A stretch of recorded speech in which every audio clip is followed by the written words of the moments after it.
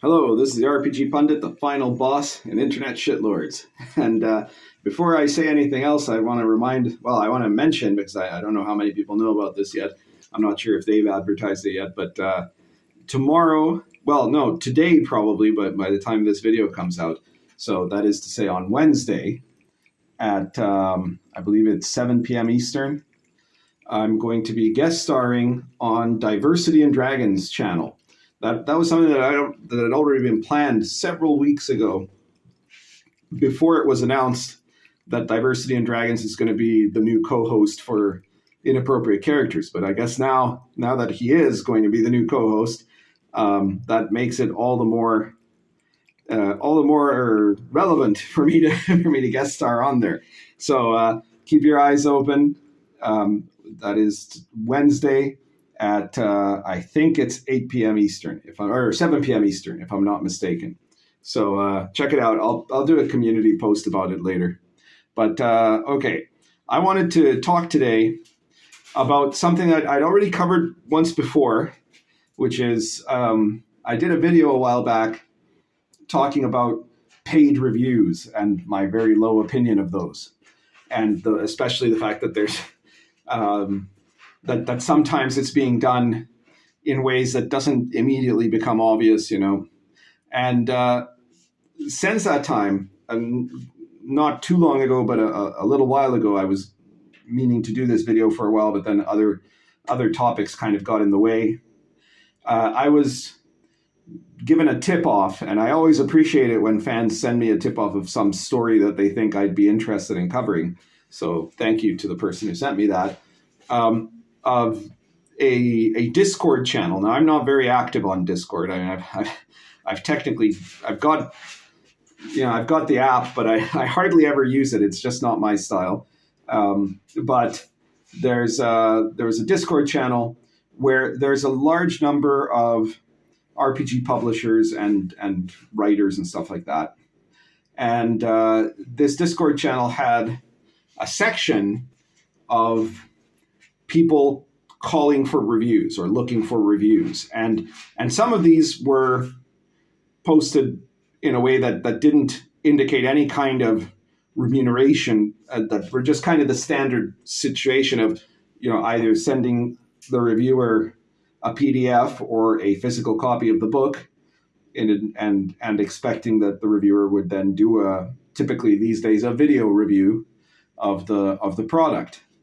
But there were also quite a lot that were either implying or directly proposing that there could be payment in lieu of the review. And sometimes, in most cases, they weren't putting a number on it there, but it was very clear. I'm not going to say which Discord this was. It's suffice to say the things I've already mentioned. Especially because I don't really want people to get on there and start trying to get paid for reviews, because that's kind of contradictory to my goal here.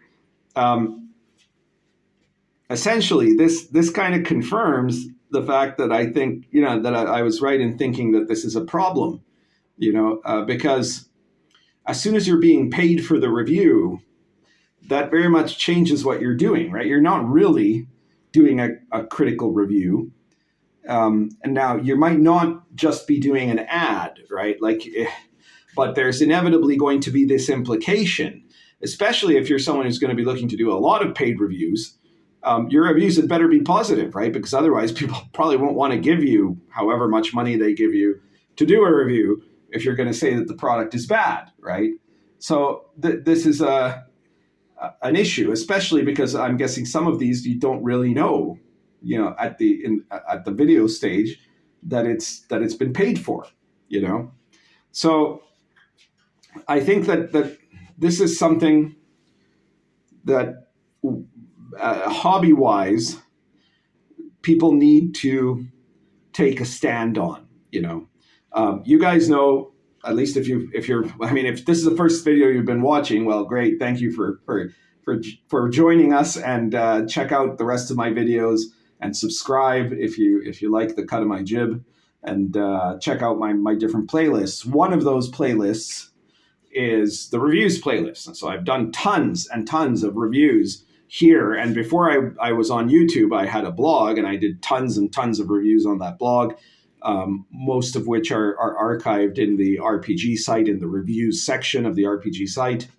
And I've never taken money to do a review. And I'm always very careful also that if I'm reviewing a product that was published by someone who I've had some kind of a material connection to, that is to say, for example, they're one of my publishers, that I make a point of everybody knowing that. And I still try to make the review as objective, let's say.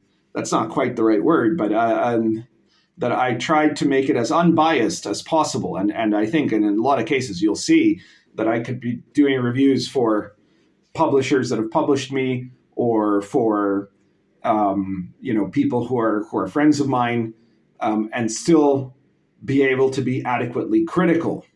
Now, there's another problem going on in kind of the world of reviews, that strangely, a lot of people who watch reviews or are looking to see them sometimes have this strange, I think it's a generational thing, right? Like from the culture of everybody gets a participation award and you're not allowed to say bad things about anyone, that they expect that reviews should only focus on the positive. But a review that only focuses on the positive is pretty much useless. Like the whole point of a review, I would think, especially for the viewer, is that you're a potential customer and you need to know, first of all, what's good or what's bad about a product. Second, you need to know if the product, good and bad aside, if what's in the product is going to be interesting to you personally. And that's one of the things I always try to put into my reviews.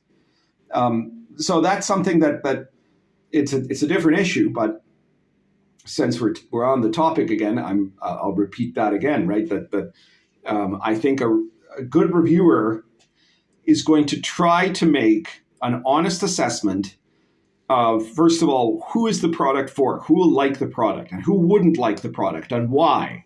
And then also, if there's something about the product that they feel is exceptionally good or innovative or what have you in a good way, or stuff that they think has been badly done, all of that needs to show up. You need to have all the good and all the bad. And you also, a review should also ideally be done by someone who has sufficient knowledge, not just of, any given product that's being given to them, or just of like a very limited range of gaming, right? So a review done by someone whose only experience is with like 5th edition D&D, they're going to have a lot of gaps in their knowledge. And that's how you ended up with stuff like people doing reviews of the Shadow Dark RPG that might not have been paid or anything, but that they had no experience or knowledge about anything outside of Wizards of the Coast products. And so they saw this and thought, oh, this is incredibly innovative, right? And they didn't have any idea about the OSR and the fact that a lot of the stuff that was in Shadow Dark was very clearly derived from the OSR, from stuff that had already been created. It wasn't a new invention. It's a game that compiles a lot of ideas from OSR products. So in a review, I always feel that it's a very useful thing to have comparative elements. Some people don't like that. They especially don't like, in my case, that sometimes I will talk about reviews in the context of my own games, right? Now, I don't always do that because there's sometimes other products to compare it to, right? If I'm looking at some kind of horror-based RPG, I will probably need to make a comparison with, say, Call of Cthulhu, which is the most famous horror-based RPG. If it's a superhero one, I might compare it to other superhero products like Marvel superheroes or icons or whatever, right? But the point is, you need to look at the RPG in the context of what else has been designed, because that helps you understand much better the specific place that product sits in, right? So if somebody was reviewing, for example, if I gave my space opera RPG, Stars Without Number, if my publisher gives it to a reviewer, I would hope that the reviewer would make a comparison sorry, not Stars Without Number, Star Adventurer. I had that they would make a comparison to a book like Stars Without Number, right? Sorry, I did not write Stars Without Number. I wrote Star Adventurer. Sorry.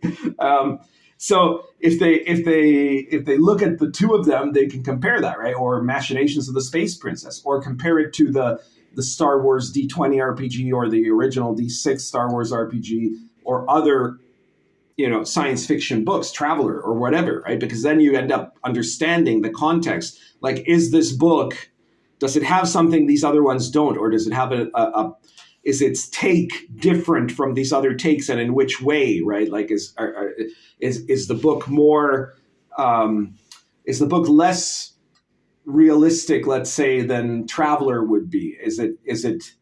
Does it have more variety than what you'll see in Star Wars or stuff like that, So those are all elements that you want to see in a good review. And of course, a lot of times with a lot of products, I will bring up my own books because obviously I'm the biggest expert in my own books, right?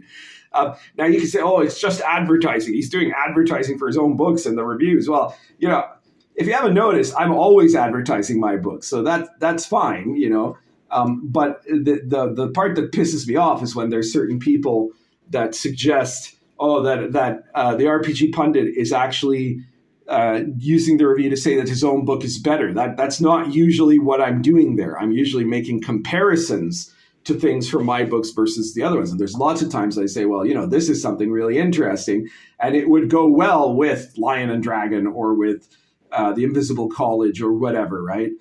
Or this book is Gonzo in the style of World of the Last Sun, but it's also got important differences, right? And that isn't to say that one is better than the other. The point is to see exactly how the book being reviewed fits in the context of other products. That's actually a very useful thing to do. So it's just silly. And I mean, the proof of this, of their claim not being true, is the fact that I keep getting books for review, and that the people that send me books to review are usually really happy with the reviews I make. I very rarely had someone say, no, it was a waste of my time to have sent that book to the pundit, because the book is given a fair treatment, and because the book is promoted by the very effort of the review, And for you as the viewer, first and foremost that I'm not getting money for the review. So that guarantees a higher level of honesty, and that the book is being presented to you in a way that it's not just saying this book sucks or this book is great. There are probably some books that I've gotten that I end up concluding do kind of suck, and if that's the case, I'll say it. But they're a small amount, or that are just unquestionably great, and I'll say that too. But in most cases, what I really say is, like, is this a book for you, right? And I try to analyze that. So, anyways, what causes problems in all of this with paid reviews is that then you start to not be able to differentiate between a review and a promotion, or sometimes an outright infomercial. So you want to watch out for that. And so in that case, what I'm going to suggest is that I think that RPG publishers need to kind of make a pledge, to say we're not going to pay for reviews. And RPG YouTubers or other, bloggers maybe or whatever, need to make a pledge saying we won't take money to do reviews. And so I make that pledge right here and now. I will never take money to do a review, and I at least will never give people money to review one of my books. And I can't, although I can't speak directly for any of my publishers, I will say that I will never agree with any publisher that tries to give money to a reviewer for any of my books.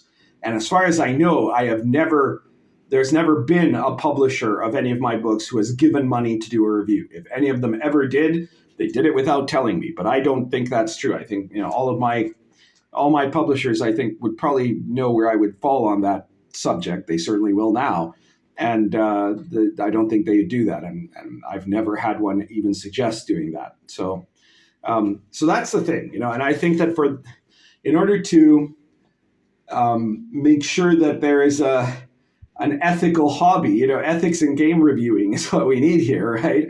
I would hope that other people who watch this video can make that same pledge. That's the essence of what I'm trying to say today. So I guess that's basically it. I really think that if you're one of the people that is trying to get people to give you money to do reviews, you've got an enemy in me. Let's put it that way, right? Like I do not want to put up with that crap, because it's a deviation from the ethical process of being a critic. It's not good. So consider yourself warned. And I guess that's everything for today. If you like this video, please hit the like button and share it anywhere you think people will find this an interesting topic, anywhere you think that, share it with anyone you think that should take this pledge, and anywhere, I guess, that it might piss people off, because, why not? And if you want to support me, I do have like a Patreon link in my description, but don't expect to get anything from it. You can give me money on Patreon if you've already bought all my books, or you don't want to buy any of my books, but you still want to kind of, support my causes in gaming. But if you really want to support me and you want to get something also that'll be useful to you, check out my products, okay? My games are all set up to be playable, whether it's crazy Gonzo stuff like The World of the Last Sun, or historical material like Sword and Caravan, Lion and Dragon, which some people have now called the best edition of Dungeons and Dragons you've never seen before, or even my adventure book, The Old School Companion 2, which has 24 adventures, 23, 24 adventures that are all based on kind of medieval history, myth, or legend, and are very easy to port into any campaign that you're running. So check out all of my other products. They're all in the links in the description of this video and any of my other videos. And I'm sure you're going to find something there that will be really full of useful stuff for you to use in your game. And then it's also like you're, buying me a coffee or lunch or whatever, depending on which book you get. If you don't have a lot of money, check out my RPG Pundit Presents PDF series. There's 108 issues of it. There's more to come as soon as, Spectre Press gets around to it. And, every one of them has got some kind of a topic, an adventure, a supplement, whatever, that you will be able to use for your OSR play or fantasy play in general. You're going to find an interesting topic to you there. There's Gonzo stuff. There's historical stuff. There's stuff that's in between. And, it's stuff that you can actually use and play, because that's always my emphasis in my designs. So that's everything for today. Currently smoking Lorenzetti Half Volcano plus Argento Natural.